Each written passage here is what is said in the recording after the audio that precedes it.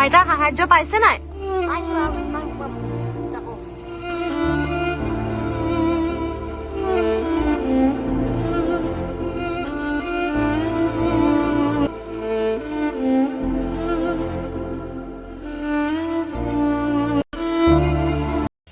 বাইদেউবিলাকে ভাতমুঠি খাবলৈ পোৱা নাই, পানী এপাহ মোৰ ফালৰ পৰা উপায় নাই, খৰি মাৰি একো যোৱা নাই, এনে কষ্টকে আছোঁ আৰু এতিয়া।